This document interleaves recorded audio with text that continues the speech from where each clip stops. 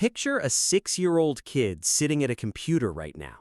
They are playing a colorful game about adopting cute pets, trading a neon fly-ride unicorn for a shadow dragon, asking strangers whether their offer is worth accepting, spending hours negotiating, calculating, studying which pets are rising in value and which ones are about to crash.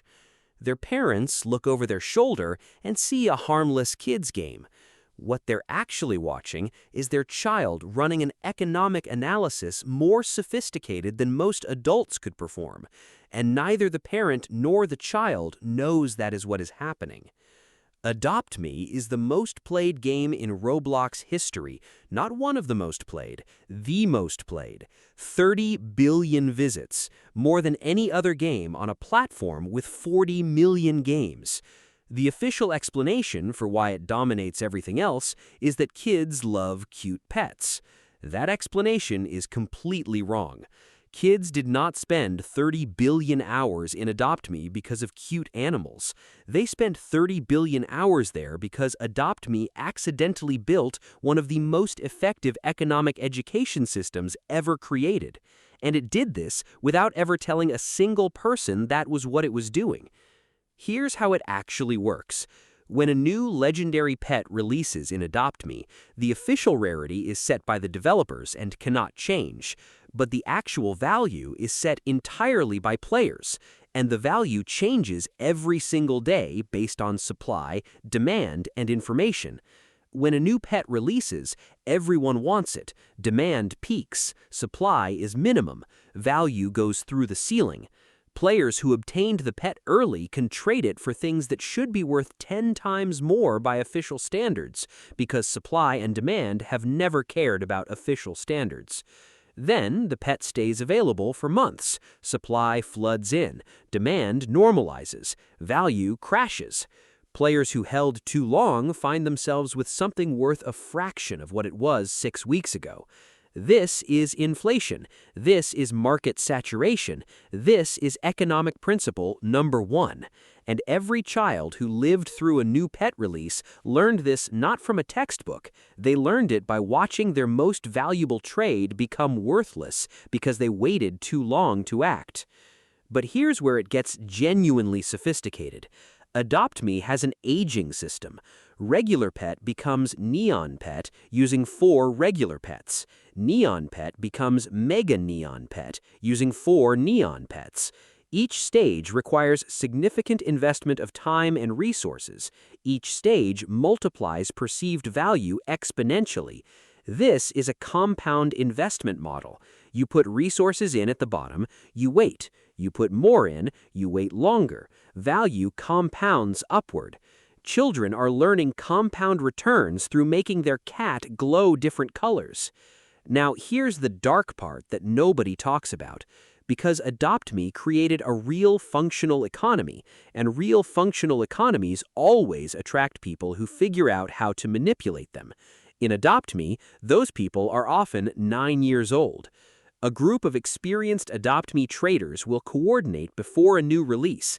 They acquire as many of the current most valuable pets as possible before the announcement drives prices up. Then they offer those pets in trades to newer players, as if they are still at peak value. New players do not know the crash is coming. They trade things of genuine lasting value for something about to collapse. This is insider trading. 9-year-olds invented insider trading in a game about puppies. But it goes further. Some experienced players developed a strategy involving spreading deliberately false information. They post in community forums that a specific pet is being removed from the game permanently. The pet is not being removed. They made that up. But newer players believe it, rush to acquire the pet before it disappears, drive the price up artificially. The coordinated players sell their holdings at the artificial peak before the truth surfaces. This is coordinated market manipulation. Children did this to other children in a game featuring cartoon animals, using strategies that Wall Street pays millions to develop. And every child who got caught by one of these schemes learned something that no classroom could have taught them as effectively. They learned it the hard way, with something they valued, lost because of something they did not understand, and then spent weeks figuring out exactly what happened and why, so they would never fall for it again. Loss that costs you something teaches permanently. Explanation that costs you nothing teaches temporarily.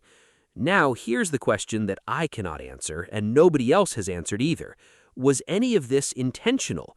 Did the developers of Adopt Me set out to create an economic education system disguised as a pet game? Or did they build a trading mechanic and the entire economic complexity emerged from the system naturally? The honest answer is probably somewhere between both and leaning towards neither. The rarity tiers are too precisely structured to be accidental. The aging mechanics are too deliberately compounding to be random. The limited time events are too calculatedly scarce to be coincidental. These were design choices that produce specific economic behaviors. That part was intentional. But did they anticipate 9-year-olds developing insider trading and coordinated market manipulation strategies independently? Almost certainly not. They built a system sophisticated enough that players discovered those strategies themselves, which is either the most accidentally brilliant educational design in the history of gaming or the most effectively hidden intentional one. The developers have never addressed this, not once. Every communication from them has been about new pets and seasonal events. The question of what their game actually teaches has been met with total silence across years of being asked. Their silence is the loudest thing they have ever said about it. So here's what I want you to think about right now. Every child who played Adopt Me seriously and lost trades and figured out why, every child who got manipulated by fake scarcity and never fell for it again, every child who timed a perfect trade by reading market signals nobody explained to them, those children understand how economies actually work better than most adults. Not because someone taught them, because the game put them inside a real economic system and made experience the only teacher available. Drop your most memorable Adopt Me trade in the comments right now, best or worst, because I think the worst trades taught the lessons that lasted longest, and I want to know what it cost you and what it taught you.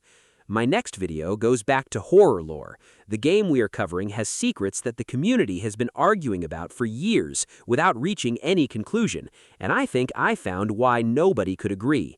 Subscribe if you want the truth, and I will see you in the next one.